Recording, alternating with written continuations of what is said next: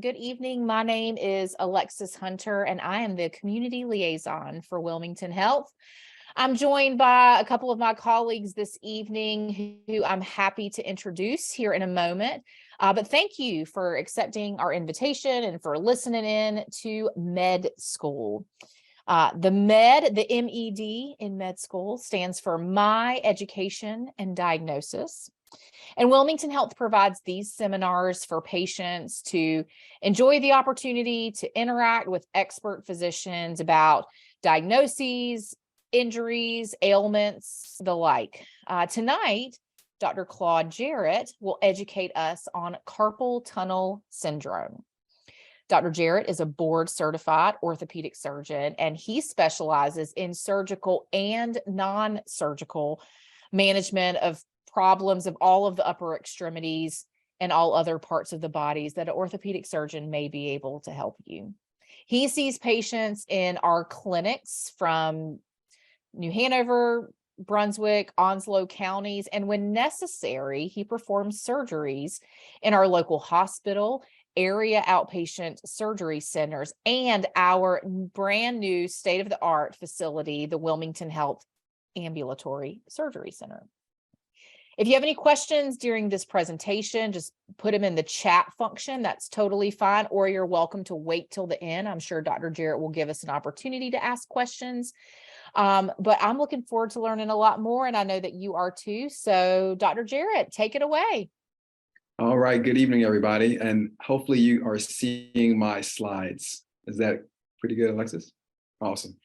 Well, good evening, everybody. Today we are talking about carpal tunnel syndrome, and hopefully this will provide a little bit of insights in advanced education and hopefully provide some interesting new findings for you as well. Let's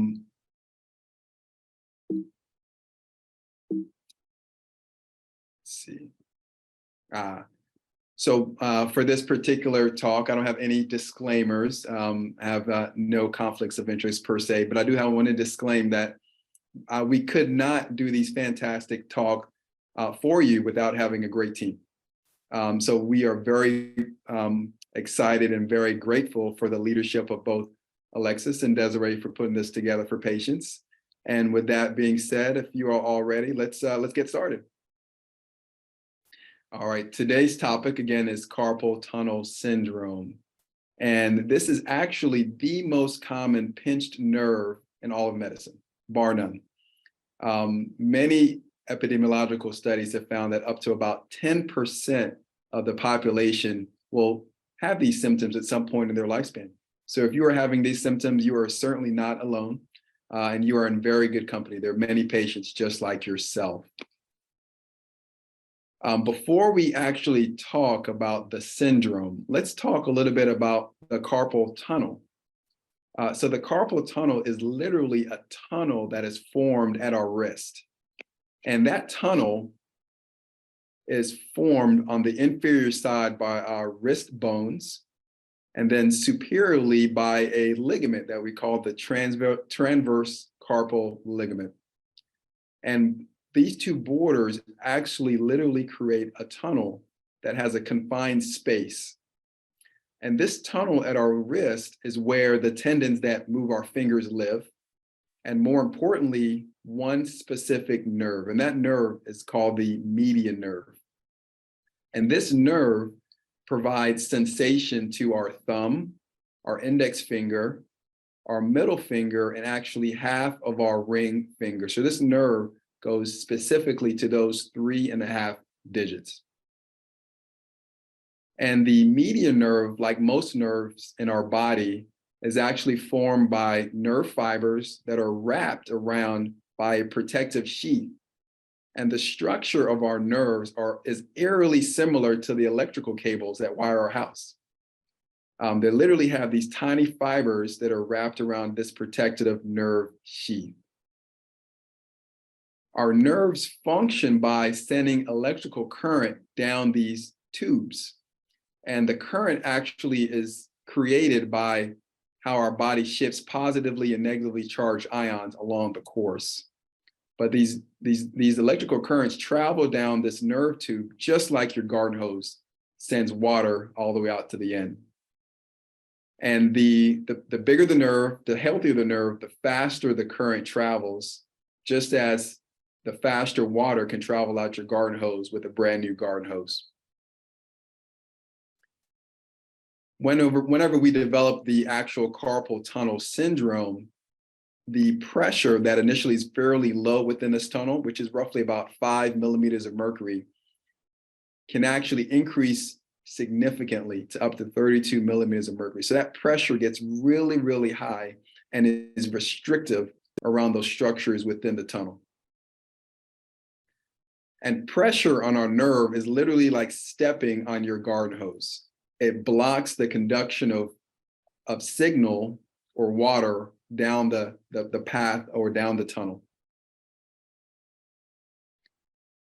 And pressure on our nerve can have fairly significant structural and physiological changes. As the pressure goes up around our nerve, it blocks blood flow. It causes edema and swelling of the nerve. And over time, with a lot of pressure, it actually can cause a lot of inflammation and scar tissue formation. So pressure over time can structurally really alter our nerve fibers. But what actually causes this increased pressure? And there are several common culprits. They can be an anatomic change, so a trauma. So let's say you accidentally fall, you land on your wrist, you cause a fracture. That fracture, that trauma can actually cause an anatomic structural change to increase the pressure. There's also systemic changes as well, such as pregnancy. If you become pregnant, you can have a lot of increasing swelling. That swelling can also increasing the pressure within that constrained tunnel and causes the carpal tunnel syndrome as well. There's also activity as well, whether that's exertional at work or recreationally playing music instruments as well can cause increasing in pressure. But unfortunately, for a lot of patients, there is not one specific culprit. A lot of the causes for the increasing pressure remains unknown. That we used to think that spending a lot of time on a computer can cause carpal tunnel. And that was a very, very common belief many years ago. But interestingly, now we know a lot better. Actually, through multiple studies, spending time on a computer doesn't seem to be a big risk factor for developing carpal tunnel syndrome. However, other activities, as we've mentioned, exertional activities can cause carpal tunnel syndrome. Musicians, we see a lot of musicians. And we find that with a lot of repetitive activity, whether it's playing the guitar or drummers, that seems to be a risk factor for increasing the pressure within your carpal tunnel. Our construction workers as well. So if you frequently use vibratory tools, drills, jackhammers as well, those vibratory tools do appear to cause an increased risk for developing pressure within the carpal tunnel and onset of symptoms. How do we diagnose carpal tunnel syndrome? First and foremost, what's really helpful for us is listening to your symptoms and your history. Patients will often report very specific symptoms, a lot of numbness and tingling along those digits that the median nerve innervates. So you'll have a lot of numbness and tingling of your thumb, your index, middle finger, and your ring finger. Although at times you're so uncomfortable, it feels that the whole hand is symptomatic. Often patients will describe symptoms worse with certain activities, whether you're on your cell phone, whether you're driving, those activities can exacerbate the symptoms as well. And sleeping as well. Often when we sleep, we accidentally allow our wrist to relax, and that can actually kink the nerve and increasing pressure. So patients also report specific symptoms at nighttime when they're trying to sleep. We also listen very closely to their activities and occupations that they perform as well, as those could provide a lot of insight to whether they truly have carpal tunnel syndrome. We also really look at your physical exam, and there are very specific exam maneuvers that we can use to confirm or rule out carpal tunnel syndrome. So it's several provocative exam maneuvers that we look for, but we also have to be very conscious that there could be other symptoms that cause similar presentations to carpal tunnel. So sometimes we want to make sure the symptoms aren't coming from your neck or something more proximal.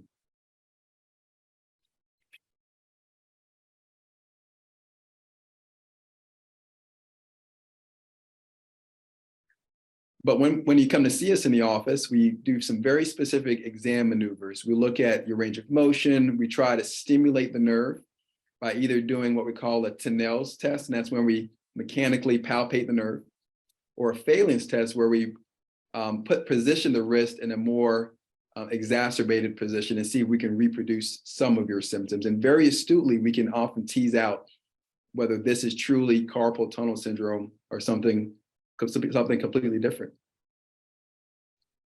At times, we do need to supplement your visit by acquiring a nerve test. And a nerve test can really assess how well your median nerve is functioning. As I mentioned, your nerves are like your garden hose. So a well-functioning nerve is conducting signal very fast along its course.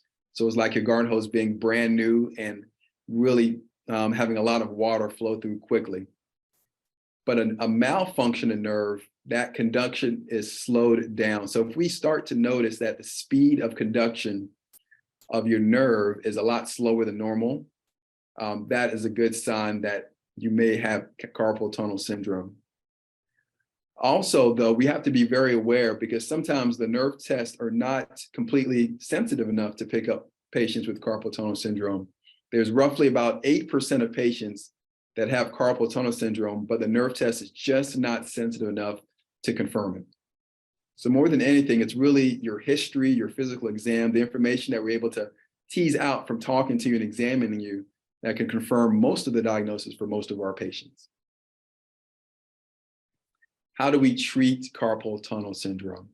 Well, the vast majority of patients we can actually successfully treat without surgery by bracing, by using some therapy exercises, and occasionally a cortisone shot can be successful for patients as well. And we really base our treatment on what we could elucidate as being the inciting event or culprit. As we mentioned before, pregnancy is a risk factor. And it turns out that one of the most successful ways for treating pregnancy-induced carpal tunnel syndrome is actually giving birth to the newborn. And once that occurs and the swelling can slowly diminish, often that's a good, successful way for alleviating symptoms. Also, we find that bracing is a very good frontline treatment by protecting the wrist, preventing it from being succumbed to those positional exacerbating activities that can also be very successful. There are also some very good stretching exercises. We call it nerve gliding exercises. And that's often what we're able to initiate by have you working with a very trained, certified hand therapist. And by working on those nerve gliding exercises, it can often decrease, alleviate that pressure around the nerve and also rectify some of your symptoms. But although conservative management can be effective for some, it doesn't work for everybody. So unfortunately, whenever therapy, bracing, activity modification, injections are unsuccessful, then we do have to consider surgery as a treatment alternative. And the goal of surgery is to do two things. One, we want to take this constricted space that's increasing in pressure. We want to increase that space and decrease the pressure. So we actually open up the tunnel surgically, and that improves the space, allows more room for the nerve to live, and also dramatically decreases the pressure around the nerve. And we like to compare it to Thanksgiving dinner. You know, after Thanksgiving dinner, you loosen your belt so you can breathe a little bit better. So we essentially loosen the belt around the nerve, and that allowed the nerve to start to breathe, to heal and regenerate. And that can be very successful in alleviating symptoms. And we can do that in a multitude of ways nowadays. We have the traditional open approach where we actually make an incision along the length of that ligament so that we can release it. We can do it in a more minimal invasive way, whether it's a mini incision or endoscopically as well. And endoscopically, we actually release the nerve, the nerve from the undersurface by releasing that tight constraining ligament. And whenever we're doing this endoscopically, this is actually how it looks. This is one of the techniques that we use currently, where we place a small little camera and tool just proximal to the wrist and we release the ligament from the under surface. And what does that look like? So we have a great video here to actually show you what it looks like surgically. So here we are actually entering the tunnel. And you can see as we enter the tunnel, you can actually start to see those fibers from that constrictive band. And once we identify the band, then we start to release that band completely from its distal extent all the way proximally to the wrist. And we go back and forth nice and gently, meticulously, so that we can completely release the nerve. Here we're going back again. After the first path, we're starting to slowly release protectively and safely that constrictive ligament. And we're starting to open up the space. You can actually see this space opening up as we're starting to decrease the pressure around the nerve. In a very safe, very meticulous way, we can actually see everything very clearly. And we go through a few times till we make sure that we are completely released. So here, you can see both sides of that thick band that are now released. And it's almost completely expanded. And here we go. Here we can see that that space is now wide open. And by decreasing that pressure, now the nerve can start to breathe. And here you can see that nerve start to have a little bit more breathing room as a result. So this is what it looks like actually whenever we're doing an endoscopic carpal tunnel release by one of the many techniques now available. Fortunately, the success rate of surgical release for patients with recalcitrant symptoms is pretty high. Our experience and many experience across the globe show a success rate of over 80 to 90%. So it can be very successful, but it doesn't work for everybody. There's some potential risk factors for not having ideal outcomes. One is age.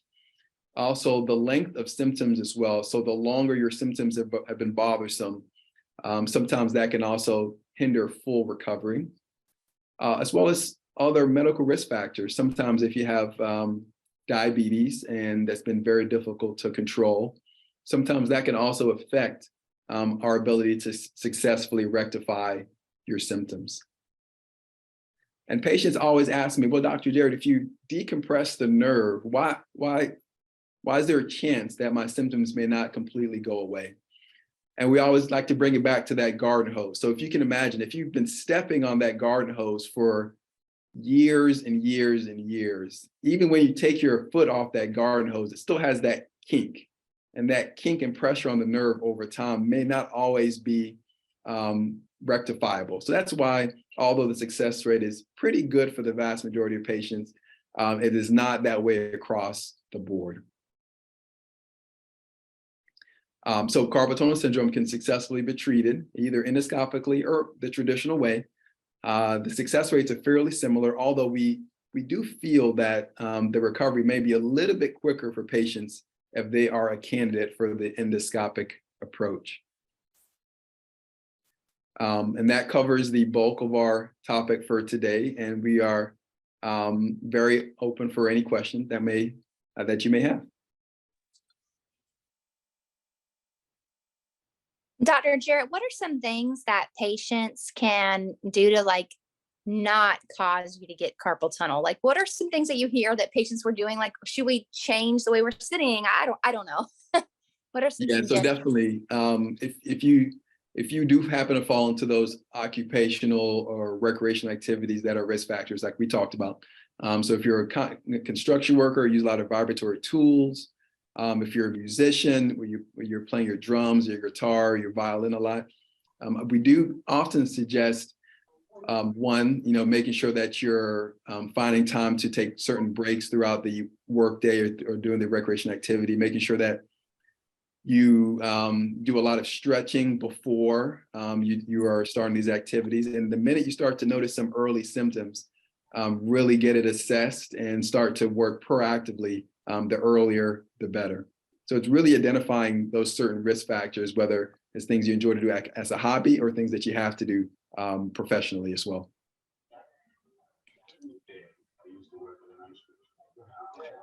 I do have a question. This is Mike. I had surgery in October. I still don't have the feeling back in my fingertips, and I'm all right with that. I know I think I waited too long to get the surgery done. Are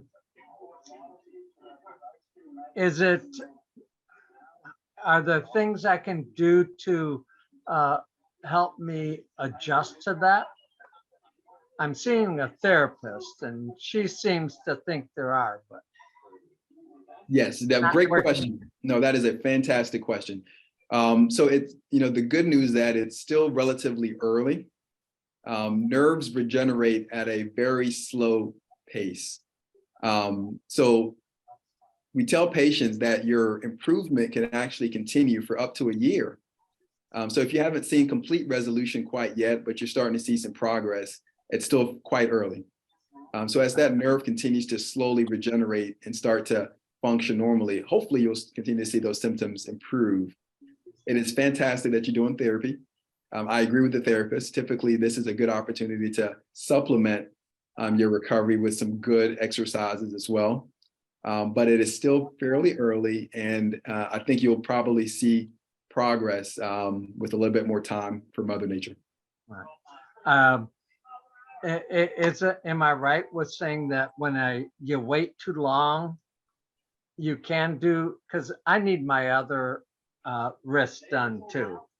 And should I wait longer until my right wrist is healed, or should I go for it and get the left one done? Yeah, that's a great question. Definitely, it is nice to give your first hand ample time to fully recover, so you can see the full benefits of it. Plus, you want to make sure that you're nice and strong, you're high functional, that you can really rely on it first, ideally. If you do have a little bit of luxury of giving it a bit more time, that is very nice to do.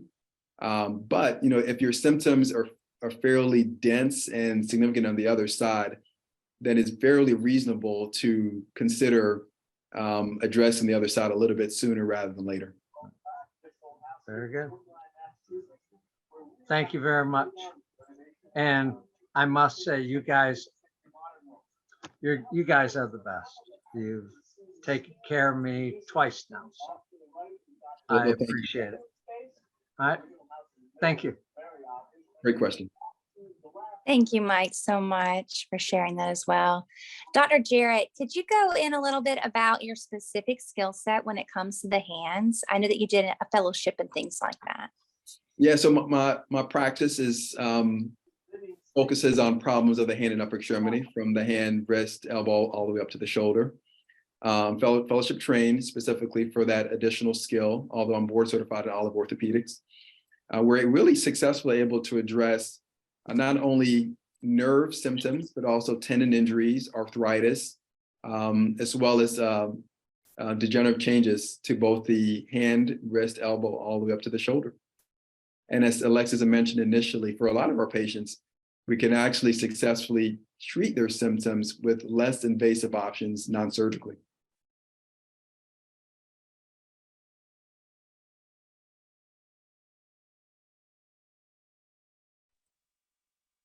Well, awesome. Yep. Any other questions, Mike or Alexis?